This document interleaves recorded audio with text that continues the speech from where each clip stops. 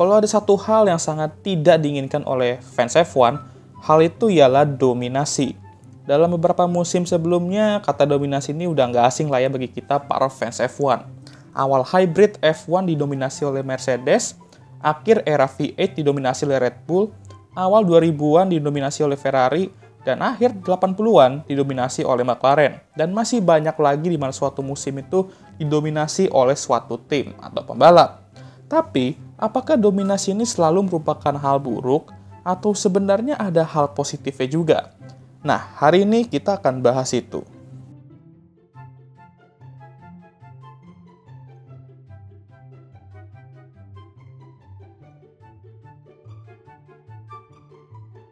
Gue bahas dulu lah ya beberapa musim dominasi di F1. Kita mulai dari 2022 dulu aja ya kan, yang baru-baru.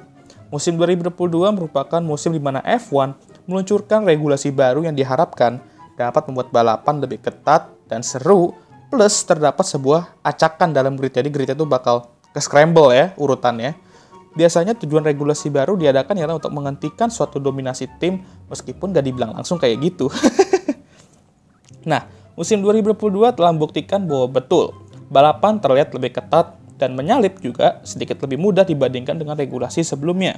Tapi, apakah harapan grid akan teracak-acak dengan regulasi baru ini telah tercapai? Ya bisa dibilang gitu. Pada awal musim lah lebih tepatnya. Ferrari mampu memanfaatkan regulasi ini dengan baik dan kembali ke papan atas. Tim kayak Mercedes yang mendominasi sebelumnya gagal memanfaatkan regulasi ini untuk terus mendominasi. Nah, untuk Red Bull, ya mereka mampu setidaknya bertahan di atas bersaing untuk gelar juara setelah duel habis-habisan dengan Mercedes musim lalunya.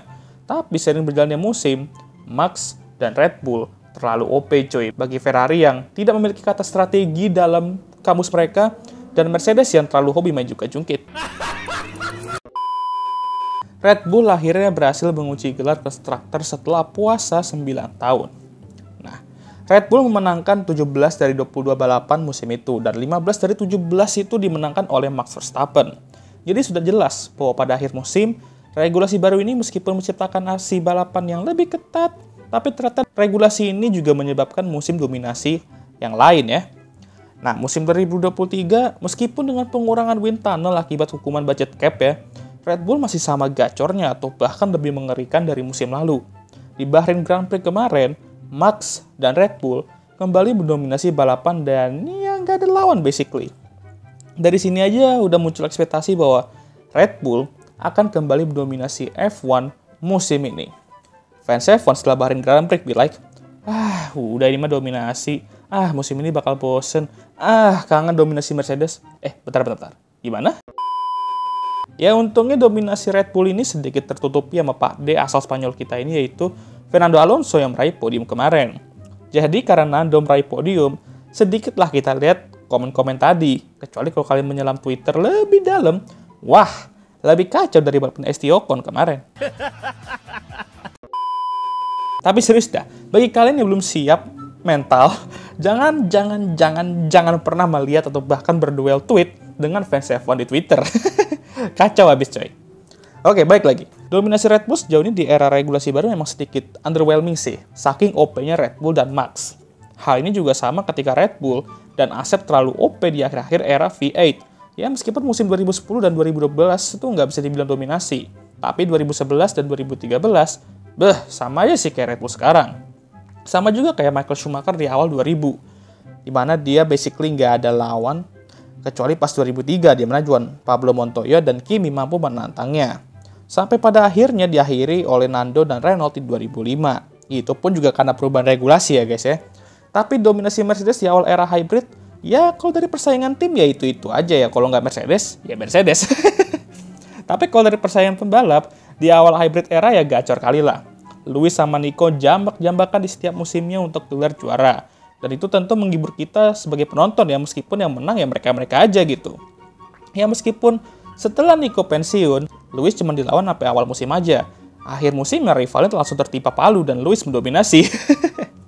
Lalu hal yang sama bisa dibilang ketika McLaren mendominasi di akhir 80-an ya, dengan Ayrton Senna dan Alain Prost saling jambak-jambakan juga untuk gelar juara dunia. Mirip lah kayak Nico Lewis situasinya. Jadi meskipun suatu tim mendominasi, Hiburan dan drama bisa tercipta jika kedua pembalap mereka tuh saling jabak-jabakan untuk gelar. Tapi kalau dominasinya hanya satu pembalap aja, ya nggak salah kalau kalian ngerasa bahwa musim F1 itu akan cukup membosankan. Yang salah itu kalau jadi fans Ferrari. Yes, it's normal. Wow. Enggak canda guys. Yang salah itu kalau kalian membenci pembalap atau tim yang mendominasi itu.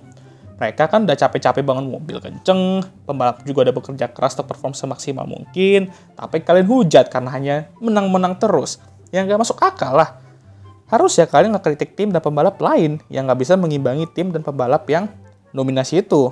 Apalagi tim yang saking pasrahnya ngadu ke FIA untuk mencegah masalah timnya. Canda-canda. Tapi ketika suatu pembalap terlalu mendominasi F1, biasanya persaingan di bawahnya akan cukup seru sih. Emang nggak bakal se-hype persaingan untuk gelar juara dunia, tapi dalam segala hal negatif, lu perlu lihat hal positifnya ya kan. Misalnya terjadi sesuatu ke tim yang mendominasi, tim di bawahnya, yang dimana persaingan itu mungkin cukup ketat ya, akan saling menjambak-jambakan untuk meraih kemenangan.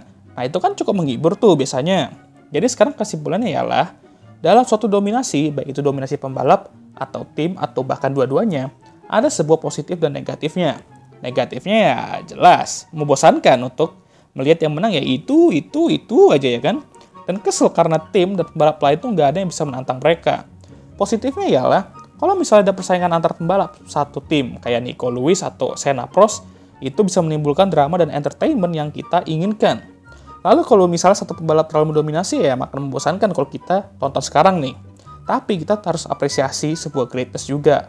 Nanti kalau misalnya dia nggak mendominasi lagi, dalam beberapa tahun kita akan kangen sama momen-momen itu.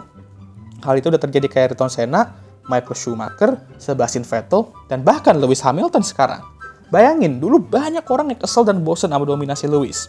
Sekarang, banyak fans ingin dia kembali meraih kemenangan satu aja. Kecuali haters tapi. Begitulah kira-kira ya guys ya. Jadi pesan gue buat kalian ialah, kalian gak suka dominasi itu wajar dan boleh kok. Gue sendiri juga kurang suka yang namanya dominasi. Tapi jangan menghujat tim atau pembalap yang mendominasi itu, karena mereka mendominasi itu berkat kerja keras mereka. Kalian bisa cari positif seperti nonton persaingan di bawahnya yang mungkin lebih seru dan lebih dramatis. Buktinya battle Nando kemarin dengan Ferrari dan Mercedes cukup memancing perhatian. Kalau kalian gak suka sama itu juga ya tunggu aja ada drama kayak Max Checo di Brazilian Grand Prix atau Ferrari ngelawak lagi ya kan. Ya kalau kalian gak suka sama itu juga ya nggak usah nonton.